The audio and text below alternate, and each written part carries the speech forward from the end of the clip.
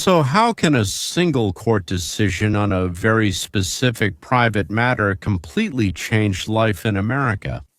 And the Republican Party will start winning on all fronts.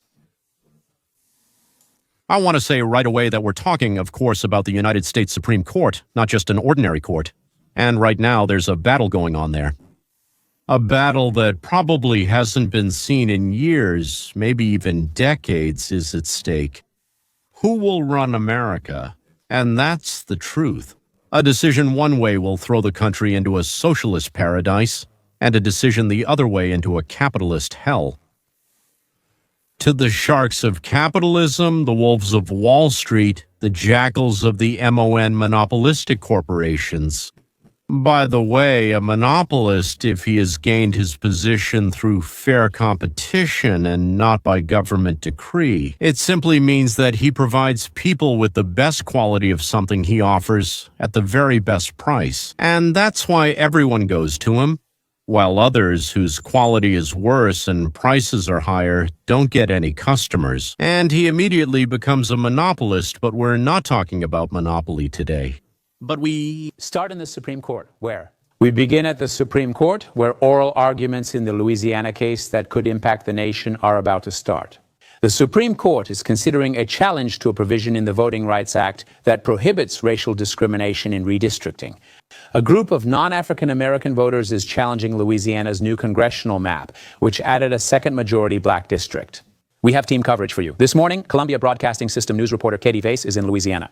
First, let's go to Jessica Levinson, Columbia Broadcasting System news contributor in Los Angeles. Jessica, this is the second time the judges are reviewing this case. What are they focusing on now and what's different? So what's different is what they are challenging.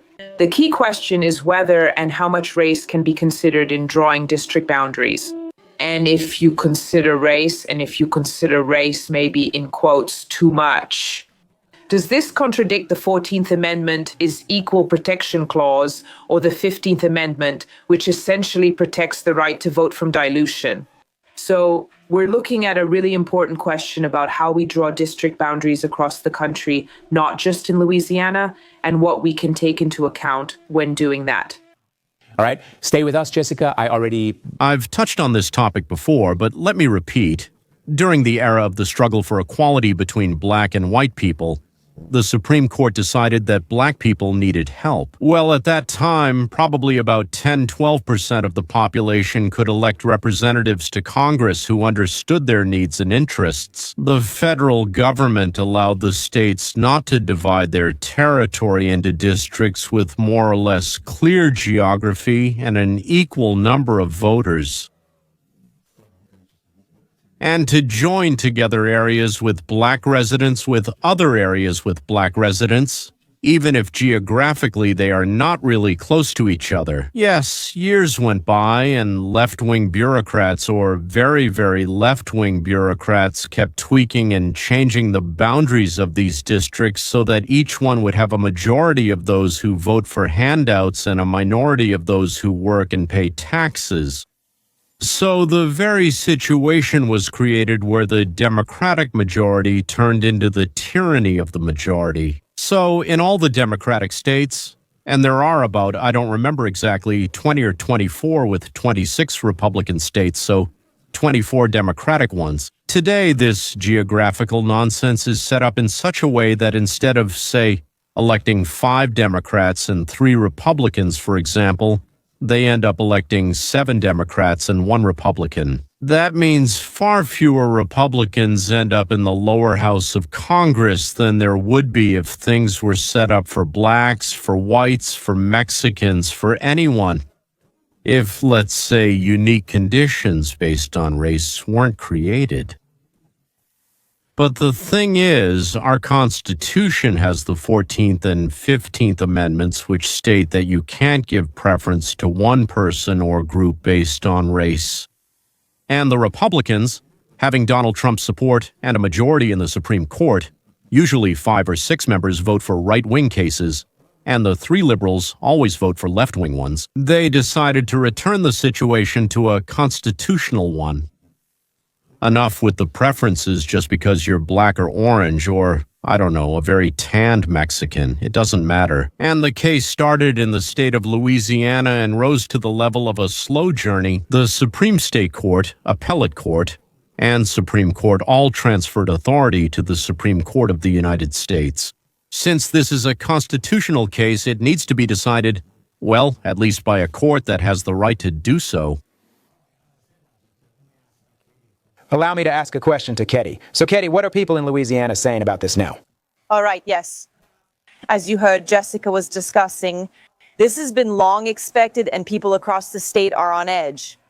Although a decision may not be made for a long time after today's arguments, people are eagerly waiting to find out what will happen.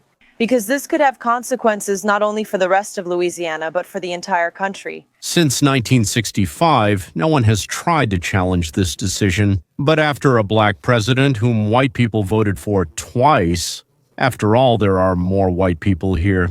White people were the ones who put him in the White House. Yes, after Kamala Harris, who has dark skin and is either an islander or Indian, after part of the Supreme Court became black, after all the changes, black people don't need any more help, as if they're not quite sane.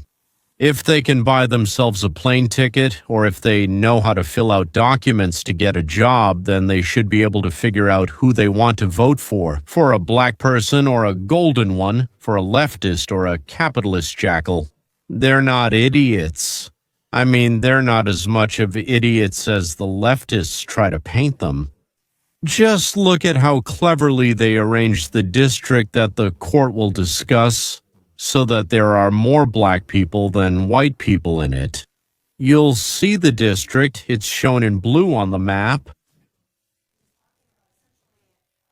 Basically, what they're saying is that this type of districting is claimed to be racially discriminatory and that he suffers as a result because his voice isn't heard as much. So it will be interesting to see what the judges decide later. You see what kind of elaborate panopticon they've set up instead of a district. All right, Jessica. How will this decision affect the rest of the country? Well, This is potentially huge.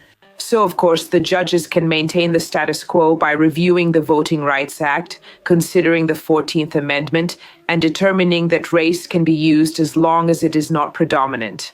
I'm quoting an old text, but if the judges change a part, change the decision, change the law on the ground, which we expect, since, as you said, they requested a rehearing and then asked very specific questions, this will obviously have a ripple effect far beyond Louisiana. We're looking at every state where you draw district boundaries. What does this mean politically?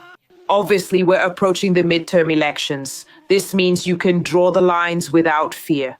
What you basically need, I think, is to comply with Section 2 of the Voting Rights Act, which prohibits vote dilution.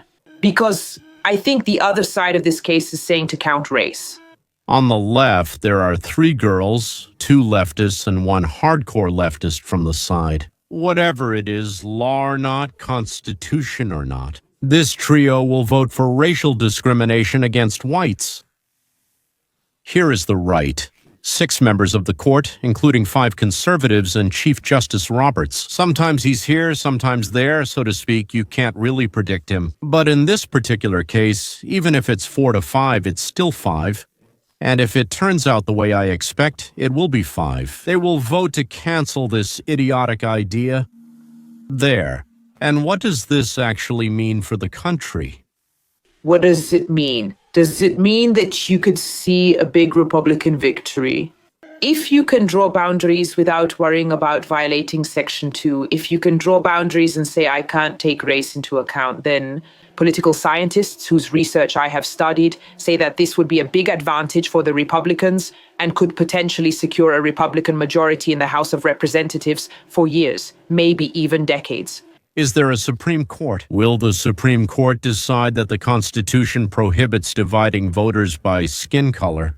And most legal commentators believe that's exactly how they will decide. This means that for years to come, Democrats will get far fewer votes in the House of Representatives than they have now. That is, it will finally become the norm. It will finally become the norm. The question is, what is a little and what is a lot? Former Deputy Prosecutor General of the Peninsula, That's terrible. Berkeley law professor, we'll cheer you up. So simply put, Louisiana made two attempts, one in favor of African Americans, the other in favor of whites. And the Supreme Court will decide this. Here is Brad Kavanaugh talking about how to fix it. Listen here. This court's cases in various contexts have said that race-based measures are permissible for a certain period of time, sometimes for a long time, decades in some cases, but they should not be endless and should have an end point. This was Supreme Court Justice Kavanaugh. He said in special circumstances we must take care of minorities or an oppressed group, but that moment passes and we need to return to the Constitution. To the point he makes there, and you heard how David Spence said 60 years, 1965. He says the law might have included an expiration date. What do you think? Could he be right?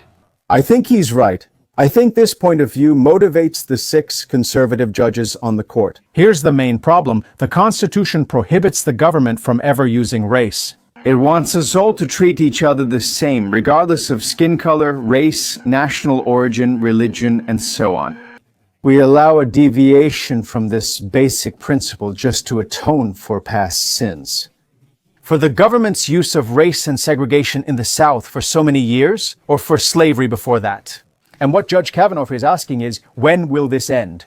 It's now been 60 years since the Voting Rights Act of 1965 was passed. It's been 60 years since the government forced the states to try to use race to create so-called majority-minority districts in order to increase the number of minority representatives who actually get elected to Congress. But this has to end. It will not and should not be permanent under the Constitution. The court made this clear in other cases, such as Harvard, stating race will no longer be used in college admissions. The campaign for a colorblind constitution will likely continue, and the court will ban the use of race. When states draw congressional districts, The Supreme Court is stopping the use. Racial preferences have been used widely, including in universities, which for about 60 years admitted Black and Asian students with lower grades than white students.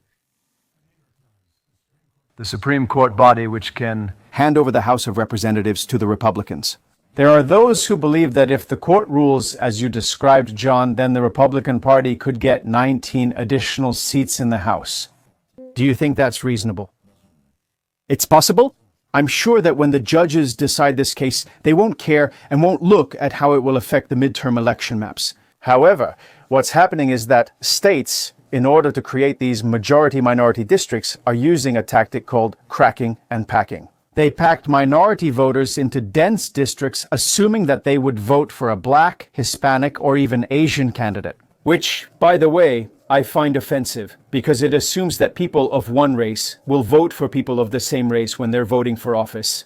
What I think will happen if this practice stops is that more minorities will be spread out across more districts. This could make more districts competitive in the long run between Republicans and Democrats, although in the short term, it might lead to a decrease in the number of Democrats in the House of Representatives in the next election. So, what if I take the other side and say, if I'm a minority, how will I find representation? With that interpretation of the law? That's a harmful view of the Voting Rights Act and the 15th Amendment, which supported this movement. The idea that because of our skin color, I or you, Bill, think that we're only represented by people who look like us. But what if I want to be represented by people who share my interests? Suppose I want to vote for someone who shares my views on tax policy or foreign affairs or Israel. Why do race and skin color have anything to do with your or my opinion on political issues? And I think that's exactly what the court wants to stop. The court wants to put an end to the practice where the government assumes that you and I have certain views and think a certain way, just because of the color of our skin. I heard that if the decision goes through, the Republicans will get between 19 and 25 additional seats in the House of Representatives. I already calculated it once, but for simplicity, let's use 20 seats as an example. The House of Representatives has 220 seats. Republicans hold 212 Democrats. 3 and 3 are vacant. If the Republicans get an additional 20 seats, then they will have 240 in the House of Representatives, and the Democrats will have 20 less, which means 192 seats. So the difference will not be 220 minus 212, which equals 8 seats, which is always risky. Someone got sick, someone disagreed, someone was bribed, but it will be 240 minus 190, which equals a difference of 48. A difference of 48 seats, and this will allow Trump to pursue his policies without fear of being tripped up in Congress. That's how a single decision on one seemingly minor issue in one state works. It can change the political landscape of the entire country for a decade and push the Democrats away from the trough to an almost unreachable distance. Yes, gentlemen, don't forget about the bell. It's really important that you click on it, hit it. If you like this channel, help spread it by clicking on the bell. It really helps. We'll finish here for today, but I have one more request. We release special programs for sponsors at least once a week. If you follow the link below and become a sponsor, it's $4 a month. Or, well, if you can give more, we'll gladly accept more. 4 is just the minimum. Then you'll get the opportunity to watch a somewhat deeper analysis. Plus, I'll be holding meetings at least once a month with questions, discussions, and so on. So the bell and sponsorship. Goodbye.